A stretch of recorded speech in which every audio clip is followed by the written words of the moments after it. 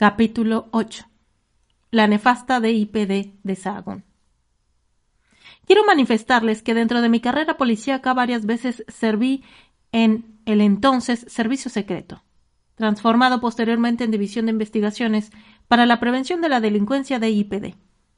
Y siempre me sentí orgulloso de ello, pues a este cuerpo se le reconocía incluso a nivel mundial por su capacidad en lucha contra la delincuencia organizada.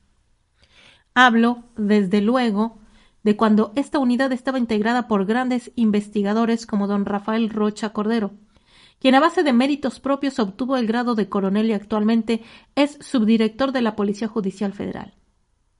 Él, principalmente cuando Durazo llegó a la DGPT, fue presionado en tal forma que hubo que renunciar a la dirección de la DIPD, pues dada su reconocida integridad, optó por no prestar a los malos manejos que le propuso el negro Durazo.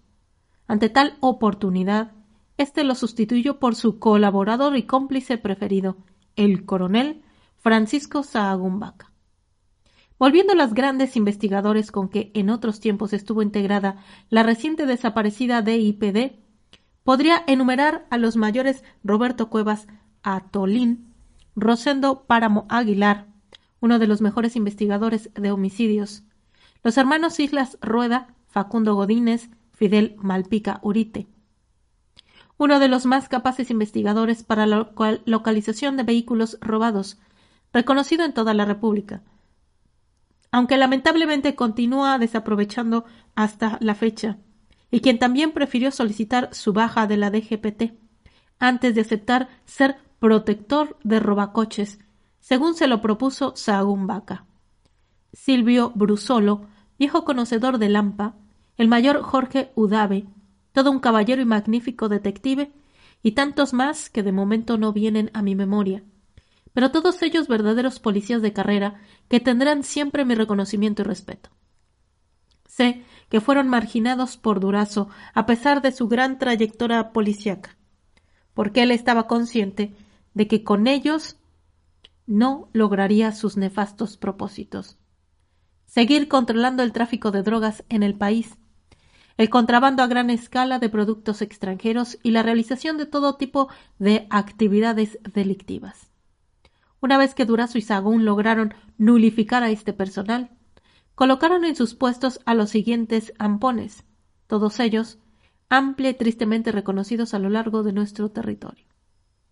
Carlos Bosque Sarasúa, nombrado mayor y jefe de la brigada especial que se componía de 16 grupos de 25 agentes, es decir, un grupo por cada delegación del Distrito Federal. Su consigna principal consistía en controlar el tráfico de todo tipo de estupefacientes en la metrópoli. Carlos Arturo Cisneros Scheffer, especialista en efectuar secuestros y extorsionar a personas pudientes, principalmente de origen árabe y judío. También lo utilizaron para fabricar supuestos fraudes en contra de connotados industriales y comerciantes, con lo que generaba enormes ganancias para sus patrones. Adrián Carrera Sánchez, uno de los más funestos colaboradores de Sahagún, quien, entre otras concesiones, tenía la de controlar aproximadamente a 3,000 doctores y parteras dedicados a practicar legrados, muchos de los cuales causaron la muerte a sus clientas, quedando impunes estos homicidios. Ellos debían entregar 150,000 pesos mensuales para poder trabajar con toda impunidad. Como dato curioso, solo por este concepto, el dúo Durazo-Sahagún recibía 450 millones de pesos cada mes. Cabe hacer notar que el personal comisionado al Plan Tepito solo permaneció un máximo de 3 o 4 meses en su cargo, pues en ese corto tiempo amasaba una gran fortuna y había que seguir premiando otros de los que hubiesen hecho suficientes méritos con Durazo o con Sahagún. Espera, si te está gustando mi contenido, puedes apoyarlo comprando cafecito veracruzano aquí de Coatepec, Veracruz. Mensaje en privado o a mi WhatsApp. Roberto Reta Ochoa, jefe de una brigada blanca particular de Durazo y que trabajaba con toda impunidad a lo largo de todo nuestro territorio. cometiendo un sinfín de extorsiones y arbitrariedades bajo el pretexto de perseguir a guerrilleros, aunque la verdad es que para tal fecha estos ya no existían en el país. Para sus operaciones contaban con la complacencia de las autoridades federales, las que nada podían hacer ante el poder omnipotente de López Portillo, que había otorgado al negro Durazo. Reta Ochoa fue muerto junto con los agentes Valentín Rigoberto Martínez Cuevas y Gregorio Galván Dorantes, al cometer una de sus tantas fechorías en la ciudad de Abasolo, Guanajuato. En ese mismo enfrentamiento, Francisco Candiam Zamora resultó gravemente herido. No recuerdo si posteriormente murió. A todos ellos los enterró Durazo con todos los honores en la Ciudad de México, como si hubieran caído en actos heroicos de servicio. Manuel Cavazos Juárez era el jefe del grupo Zona Rosa, cuya misión principal era controlar la prostitución y la venta de todo tipo de estupefacientes en esa área, desde luego, extorsionar a propietarios de restaurantes, bares y cabarets del lugar. Hubo mucho más. Miles de ampones con negros antecedentes, quienes únicamente se dedicaron a atracar a la ciudadanía, vejándola y extorsionándola con mayor crueldad cuando no tenía posibilidad alguna de defenderse. Pienso en obreros y trabajadores modestos, así como en gente del campo que tenía la desgracia de llegar a la capital. Eres buen ratero, pero... Todos los jefes de brigada de la DIPD tenían que ceder la mitad de sus ganancias a Sagún Vaca. Pero además, para gastos del patrón, debían entregar 100,000 pesos quincenales. En un principio eran 9 brigadas normales con 4 grupos cada una, sin contar la especial de las delegaciones que debía entregar 400,000 pesos diarios, más Plan Tepito y Zona Rosa. Asimismo, la brigada de guardia debía entregar para gastos de cocina, bar y varios de la parejita Durazo Sagún la cantidad de 50,000 pesos diarios, todo lo cual hacía un total de 4,500,000 pesos mensuales. Independientemente de lo recaudado en los grandes golpes, que pertenecía íntegramente al negro, si algo hay que reconocerle al negro es su talento especial para hacerse de dinero a costa de lo que fuera. Un ejemplo de ello lo constituye este cambio de impresiones que tuvo con Sagún Vaca a propósito de las brigadas. Pinche Pancho, eres buen ratero, pero no buen administrador. ¿No se te ha ocurrido que si con 9 brigadas y otra de delegaciones recaudan 4,500,000 pesos mensuales, ¿por qué no hacer 18 brigadas y una más de delegaciones? Las formas con solo 2 grupos cada una, en lugar de 4, y las de delegaciones con 2 brigadas de 8 grupos. Así, además de doblar las entradas, recaudarás una cantidad extra por ascender a 10 elementos a jefes de brigada. Este ascenso, por cierto, costaba 1,000,000 de pesos. Por eso, ni tardo ni perezoso, Sagún Vaca reconoció su falta de tacto. Patrón, ¿de veras que soy pendejo? ¿Quiera yo sin sus consejos? Por eso lo respeto y lo quiero más que a mi propio padre.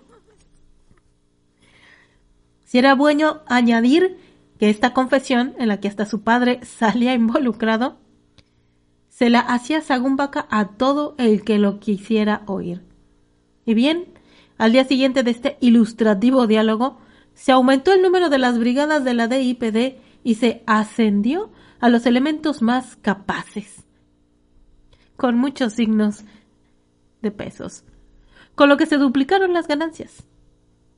Sin embargo, la desmedida ambición del negro y Sagún Vaca fue la causa de que murieran varios agentes y jefes de la DIPD. Ya cité el caso de Reta y ahora describiré otros que viví de cerca. Una emboscada en Guerrero. El 3 de octubre de 1979, los diarios informaban de la muerte de 4 agentes de la IDPD a manos de traficantes de drogas en la Sierra de Guerrero. Se trataba de Juan Ayala Ángeles, Miguel Rodríguez Rodríguez, Carlos Ornelas Rivas y José Luis Rodríguez Ángeles. Con el fin de localizar y rescatar los cuerpos de dichos elementos, fui enviado a la sierra junto con el teniente coronel Reinaldo López Malváez, entonces subdirector de la DIPD, más un grupo de aproximadamente 30 agentes, todos voluntarios, dado el riesgo que implicaba una misión de este tipo. Según los antecedentes del caso, resulta que los agentes habían conocido en la Ciudad de México a 2 mujeres de la vida galante que adoptaron como amantes. Ellas eran oriundas del estado de Guerrero y conocían a la querida de un tal Zenón N., quien junto con su gavilla traficaba con droga en la sierra del estado. Las mujeres les propusieron a los agentes trasladarse hasta Chilpancingo para detener a la amiga de Zenón, pues sabían que por ser también intermediaria en el tráfico de enervantes, siempre tenía en su domicilio grandes cantidades de dinero y mercancía. Con estos datos, los agentes pidieron a su jefe inmediato, el mayor Adrián Carreras Sánchez, autorización para actuar, y este a su vez consiguió el permiso de Sahagún Vaca, quien ordenó que en los informes oficiales se mencionara que el personal iba a Chilpancingo para recuperar automóviles robados. De ese modo se disfrazaba la verdadera finalidad de la misión: descubrir traficantes que no tenían localizados y apoderarse de su mercancía. Una vez en Chilpancingo, los agentes decidieron proteger a las mujeres que los acompañaban, haciéndolas aparecer como detenidas. Y sin pedir apoyo a la Policía Judicial del Estado, arrestaron inmediatamente a la amante de Zenón N. en su propio domicilio. La mujer les propuso la entrega de 1,000,000 de pesos y 1 kilogramo de heroína, que era todo lo que tenía, para que la soltaran. Ellos aceptaron. Se comunicaron con Adrián Carrera para saber si Sahagún Vaca estaba de acuerdo con su regreso. Pero éste, con su insaciable sed de ganancia, ordenó que los agentes y las detenidas fueran a la sierra por Zenón N., ya que ahí seguramente el botín sería mucho más sustancioso. Así, en un acto de absoluta irresponsabilidad, los 4 agentes y las mujeres se internaron en lo más abrupto de la sierra guerrerense, a donde solo se llega después de las 12 horas de camino. 7 de ellas atravesando brechas en vehículo y 5 más a pie o a caballo. Iban prácticamente inermes, pues solo llevaban sus pistolas con una carga de cartuchos, armas inútiles en sus lugares, y una carabina 30 M1 con solo 15 proyectiles. En este tiempo ni siquiera el ejército disponía de vigilancia en aquella zona, pues se concentraba a poner retenes en algunos accesos al área sin ir hasta eso, muy retirados del lugar de los hechos. Obviamente, cuando los agentes llegaron a la parte controlada por el tal Zenón N., su gavilla, según nos informamos, rebasaba los 30 individuos. Fueron salvajemente masacrados. Nosotros, al rescatar sus cuerpos, apreciamos que el menos sacrificado tenía alrededor de 30 balazos de varios calibres. Además, antes de asesinarlos, los habían obligado a cavar su propia tumba. Pero logramos encontrar los cadáveres gracias a que los traficantes dejaron con vida a las mujeres pensando que los agentes las llevaban detenidas. De no ser por ellas, nunca se hubiera sabido el fin de esos pobres infelices. Pero estos crímenes, como otros tantos, solo pueden deberse a la enfermiza misión de Durazo y Sahagún Vaca. A la casa de un arsenal. Un caso similar ocurrió en 1979 en un edificio de la avenida Chapultepec 596, esquina con Agustín Melgar, frente al bosque de Chapultepec. Ahí, según informes fidedignos, el mayor Bosque Sarasúa había localizado un arsenal perteneciente a algún grupo subversivo. Sahagún Vaca ordenó entonces, sin previa investigación, que se allanara el domicilio. Para ello se comisionó al comandante José de Jesús Cruz Mares y a 3 de sus agentes, quienes al tratar de entrar por la fuerza fueron recibidos a tiros, muriendo instantáneamente los 4. La triste realidad de los hechos la conocí porque esa misma madrugada Sahagún Vaca me llamó de urgencia, pues me encontraba de guardia. Don Pepe, nos acaban de matar a Mares y a 3 de sus agentes. Acompáñeme al lugar porque creo que nos metimos en un broncón de la rechingada. Al llegar al edificio encontramos en las escaleras casi frente a la puerta de uno de los departamentos a los compañeros muertos. De pronto me di cuenta que en el interior había un individuo y le disparé de inmediato, hiriéndolo en el brazo. Cayó desmayado sobre una mesa de vidrio, momento que aprovechó Bosque Sarasúa para entrar al departamento y dispararle al hombre caído y desarmarlo, hasta en 2 ocasiones, sin que por fortuna lograra matarlo. Qué valiente y buen tirador el mayor Bosque, ¿verdad? Fue entonces cuando escuché los lamentos y los gritos de una mujer y 2 jóvenes que decían: ¡Asesinos! ¿Por qué quieren matar a mi papá? Me volví inmediatamente al herido, quien continuaba desmayado, y me llevé una terrible sorpresa. Era un conocido amigo mío, Gustavo Holguín, gran deportista, y en ese entonces colaborador de Alicia y Margarita López Portillo. Me di cuenta, además, que no existía tal acopio de armas y explosivos como había informado Bosque Sarasúa, sino una caja con 2 o 3 pistolas deportivas. Todo lo cual contaba con la respectiva promoción de la Secretaría de la Defensa, ya que Holguín practicaba el tiro y, para desgracia del comandante Mares y sus hombres, había demostrado ser buen tirador. La triste verdad fue que Gustavo Holguín, al sentir con toda razón que su hogar era arbitrariamente allanado, trató de defender la integridad de su familia, usando sus armas contra los sujetos que ya habían logrado destrozar la puerta. Sin identificarse en ningún momento como policías, le dio un informe de lo ocurrido a Sagún Vaca, quien había permanecido mientras tanto a prudente distancia dentro de su vehículo.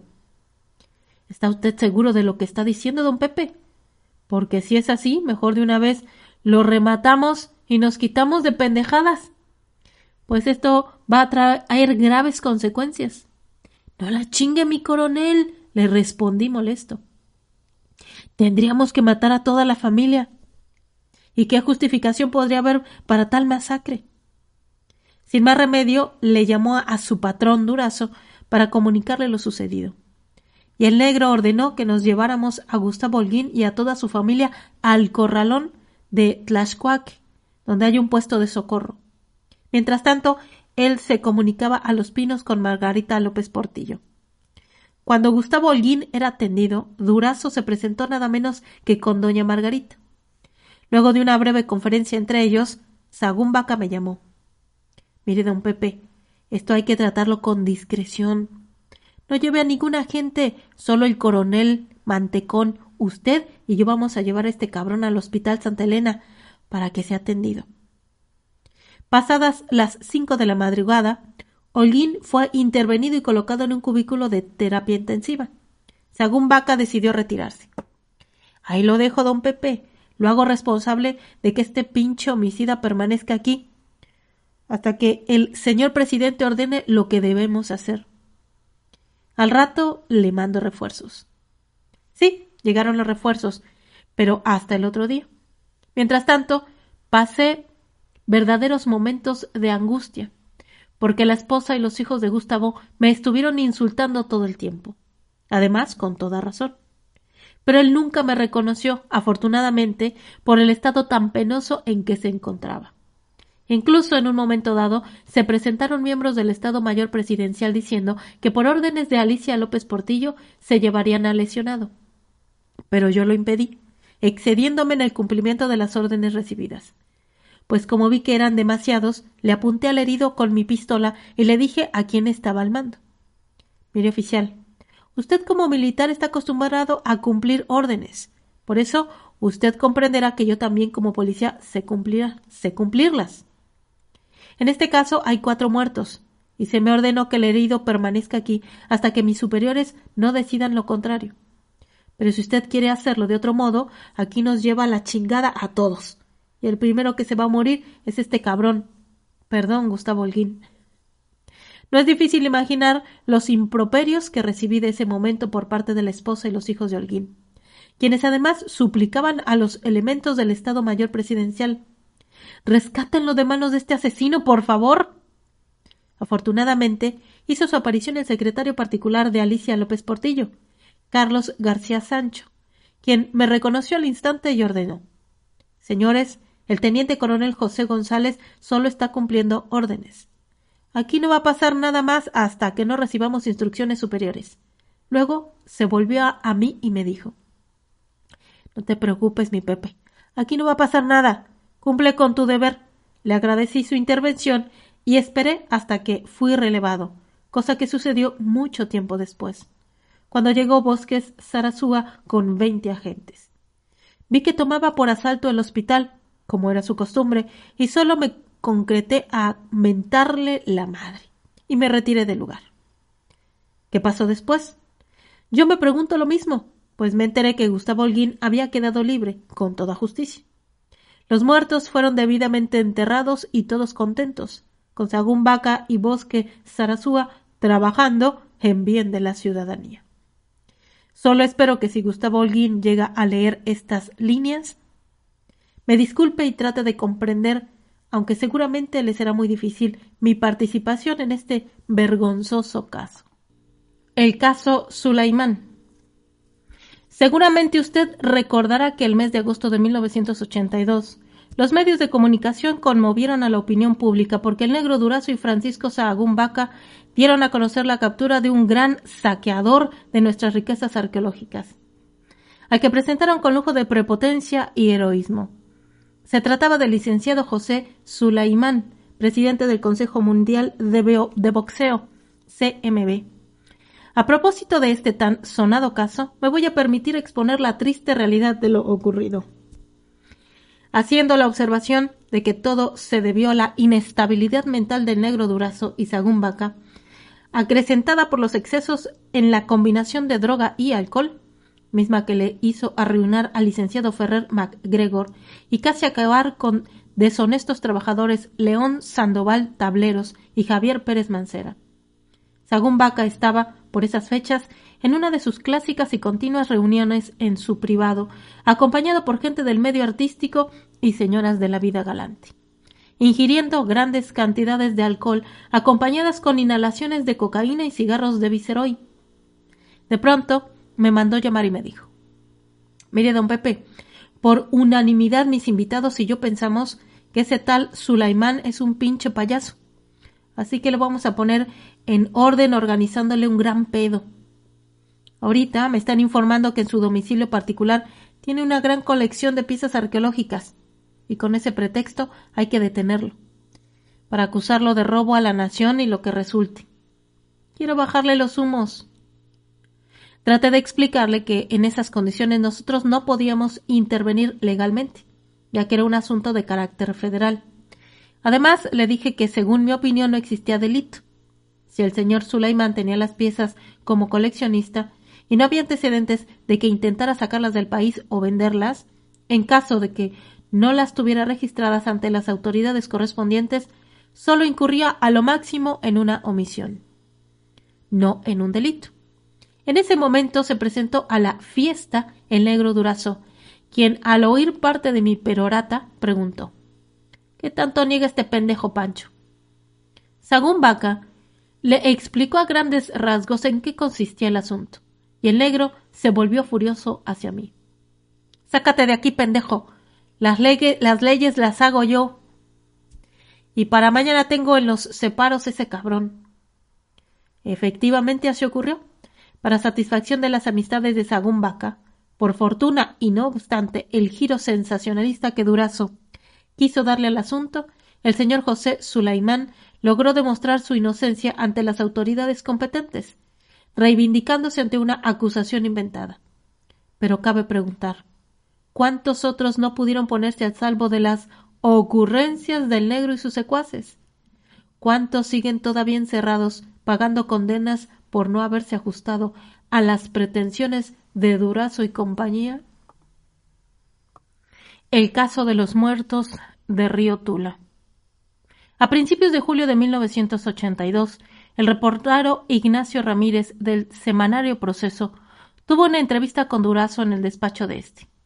Le preguntó sobre la muerte violenta de 14 individuos, al parecer sudamericanos ilegales en el país, cuya actividad era la de asaltabancos, asunto en el que la opinión pública lo involucraba. Estas fueron las respuestas de Durazo. Es un boleto que no me competía ni me compete a mí. Todas las policías estamos trabajando en eso. Dice usted que sigue la investigación del caso Tula. Eso sigue y tiene que salir. No puede quedar pendiente. Sabemos cómo andan las cosas más o menos. ¿Cómo andan las cosas? La conclusión es esta.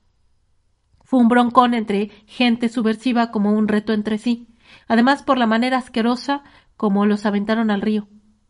A este respecto me permito exponer la realidad de los hechos según yo la viví. Era conocido de todas las corporaciones policíacas el hecho de que Sagún Vaca, con autorización de Durazo, protegía junto con sus hombres de confianza, Carlos Bosque, Carlos Arturo Cisneros, Adrián Carrera y otros, a delincuentes sudamericanos que integraban al país en forma ilegal. Estos carecían de antecedentes en los cuerpos policíacos y eso les permitía operar con mayor seguridad. Contando con la protección de Sagún Vaca, dichos maleantes formaron bandas para efectuar robos a gran escala en la industria, casas habitación y principalmente en instituciones bancarias, siendo la banda de los Muertos del Río Tula la más activa de esos grupos. Se calcula que solo de los asaltos bancarios que llevaron a cabo durante los últimos meses de su actividad delictiva lograron un botín superior a los 180 millones de pesos. Como ya estaba próximo el cambio de administración en el gobierno, Durazo y Sagún Vaca, acostumbrados ya a su prepotencia con impunidad absolutas, gracias al inexplicable apoyo que les daba López Portillo, acordaron primero calentar a los delincuentes y quitarles el botín.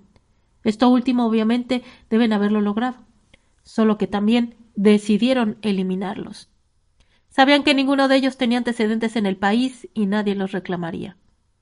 Además, al borrarlos del mapa, no correrían el riesgo de que posteriormente fueran detenidos por otros policías y confesaran sus nexos con la DIPD. Al principio, todo les salió bien, pero no contaron con el detalle de que entre los 14 muertitos había incluso un taxista mexicano, Armando Magallón Pérez, quien participaba en los hechos delictuosos de los sudamericanos. Dado que conocía perfectamente la ciudad, este hombre fue identificado por su señora madre y un hermano, quienes manifestaron que la última vez lo habían visto acompañado de un grupo de turistas colombianos. Pero la mamá y el hermano también dijeron que varias veces Armando Magallón había sido detenido por agentes que decían pertenecer a la DIPD, aunque siempre lo dejaban en libertad sin mayores problemas.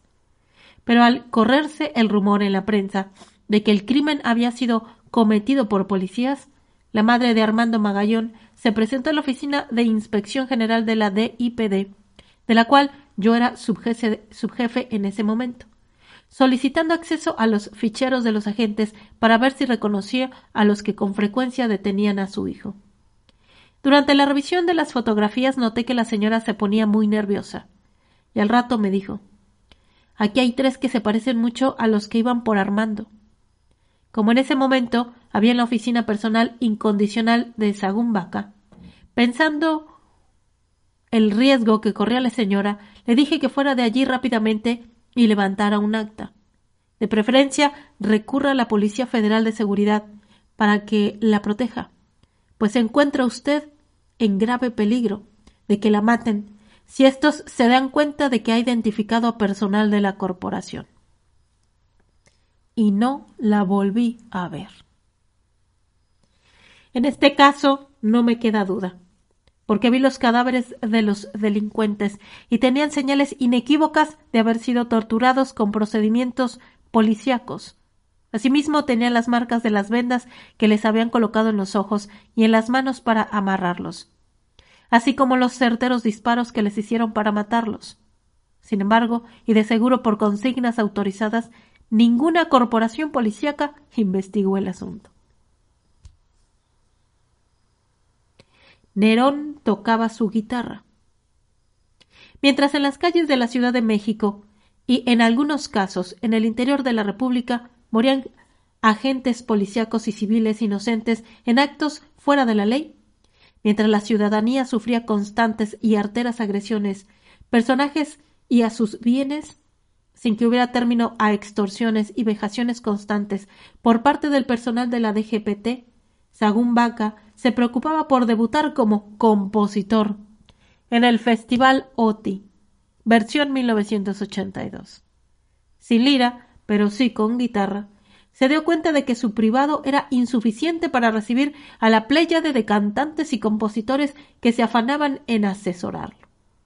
Así que mandó construir un lujoso restaurante, bar, al que denominó El Perro Negro, en honor de la colina que ustedes saben, ubicada en la colonia postal.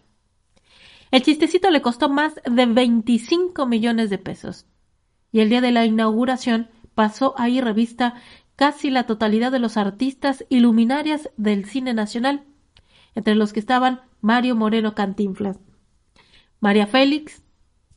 Obviamente todos estos aparatosos preparativos contaban con el aplauso del Negro Durazo, quien no vacilaba en decirle a López Portillo y a otras amistades lo siguiente: ¿vieran qué inspirado está este cabrón Pancho? Va a ser el primer policía quien triunfe en el Festival OTI. Lo que pasaba en realidad es que con los cantantes y compositores que lo asesoraban, entre comillas, capitalizaban esta faceta de Sagún Vaca porque así tenían garantizado el abasto de cocaína y marihuana, sin contar los grandes sumas de dinero que les podían caer y la impunidad, pues eran generosamente dotados de credenciales de la policía, con grados de capitán para arriba. Pero a fuerza de ser sinceros, las reuniones causaban tristeza, ya que tanto Sagún Vaca como sus invitados participaban en ellas completamente drogados y alcoholizados. Así permanecían hasta 48 y 72 horas continuas, garabateando ridículas letras para canciones que todos festejaban jubilosamente, creyendo haberlas convertidas en grandes éxitos. Pero como después de estas orgías ninguno de los asistentes se volvió a acordar de las grandes composiciones, había que repetir la fiesta para nuevamente conseguir inspiración. No obstante, Sagún Vaca vio coronados sus esfuerzos, pues entre varios cantantes, entre ellos Pepe Jara, le hicieron creer en sus grandes dotes de compositor. Fue el propio Pepe Jara quien, apoyado por una gran publicidad, defendió la canción en el Festival OTI de 1982.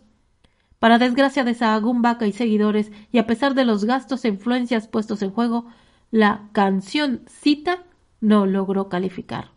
¡Cuánta podredumbre y prepotencia! Y todo con el beneplácito de José López Portillo. Contacto en la DIPD. Ya hice referencia a la forma en que Durazo y Sagún Vaca implantaron como obligación de los agentes de la DIPD el consumo de cocaína que, por supuesto, ellos les vendían. El medio que usaron para establecer este otro sistema de explotación fueron los jefes de brigada, quienes, voluntariamente, entre comillas, tenían que adquirir la droga para poner el ejemplo entre sus subordinados. Recordemos que en este tiempo la cocaína pura costaba a precio de distribuidor 80,000 y 90,000 pesos la onza. Así que, como ya dijimos, cada uno de los 11 o 12 jefes elegidos teníamos que entregar una cooperación, entre comillas, personal de 50 o 60,000 pesos semanales. Como dato curioso, sería bueno aclarar que esta pequeña venta dejaba ganancias por más de 3 millones de pesos, es decir, solo a nivel de jefes. Así pues, para recuperar desahogadamente la inversión, Sagún Vaca ordenaba que la droga se distribuyera entre el personal de agentes, obviamente rebajada. Recuérdese que la coca pura soporta hasta 4 cortes, sin perder totalmente su efectividad, a fin de permitir que los jefes de brigada y comandantes obtuvieran sus ganancias. De esta manera, la inversión se cuadruplicaba. Por todo esto, había pequeños laboratorios en casi todas las oficinas de jefes y comandantes. Así podían comprobar la pureza de la droga y adulterarla sin que perdiera su poder. Una vez adulterada, la cocaína era vendida entre todo el personal, lo que ocasionó que en poco tiempo la mayoría de los agentes se hicieran adictos. Tanto así que le rogaban a sus jefes les proporcionaran más droga cuando se les terminaba, sin importarles lo que hubiera que pagar Atento a esto, Sagún Vaca creaba en determinados momentos una eficaz ficticia, en donde estaba escasa ficticiamente. Y cuando la mercancía llegaba nuevamente al mercado, se vendía en mayor cantidad y a mayor precio. La ley de la oferta y la demanda, ¿o no? Un excelente complemento de la cocaína lo constituyen las bebidas alcohólicas, coñac o brandy de preferencia, pues si se inhala sola provoca tremendas resequedades en la garganta, la lengua y la boca, sin que el agua o ningún otro líquido semejante las pueda aliviar. Esta acostumbrada combinación les dará la respuesta cuando ustedes se pregunten el porqué de tantos abusos y desmanes por parte de los elementos de la DIPD en el cumplimiento de su deber. Lo que saque la mano. Otra de las cosas que no se le puede negar a Durazo es su sentido involuntario del humor ni sus afortunados y oportunos, aunque crueles, puntachos. Un día, allá por 1978, el negro llegaba a la DGPT cuando se dio cuenta que Sagún Vaca lo estaba esperando, como siempre, en el estacionamiento del sótano. Le abrió solícito la portezuela y le comentó con cara de niño contento: «Patrón, le tengo una sorpresa. Evitamos el robo de una camioneta de Cometra, pero aunque los presuntos responsables se nos dieron a la fuga, logramos recuperar dentro de uno de los automóviles que usaron para el atraco sobres con sueldos de los empleados del DDF». «Eres cabrón, pinche Pancho», le contestó el negro. Y luego de felicitarlo de este modo, me ordenó que llevara las 3 bolsas de sobres a su privado. Después de desayunar en su comedor de la DGPT, fue a ver las bolsas y empezó a revisar el contenido. Entonces, esbozando una maquiavélica sonrisa, me preguntó: «¿Cómo andas de lana, pinche flaco? Porque te veo muy jodido. Tírale un manotazo a las bolsas y lo que saque la mano nada más, eso es para ti. Únicamente que cuando saques el dinero de los sobres, rompe los recibos, no vayan a aparecer luego por ahí y nos metan al bote». Con una de sus grandes risotadas, festejó la última frase. Desde entonces, hasta que se agotó el contenido de los sacos, lo cual sumaba varios millones de pesos, el negro encontró la diversión ideal para recrearse con todas las damas que pasaban a su privado. Pues al grito de «¡Órale vieja, lo que saque la manita es para ti!», gozaba ampliamente al verlas abalanzarse sobre el dinero. Eso sí, estaba pendiente de lo que pudiera venir. «Oye, flaco, que no se vayan a llevar ningún recibo estas pinches viejas». «¿Cómo la ven desde ahí, mis queridos y nunca bien ponderados burócratas?».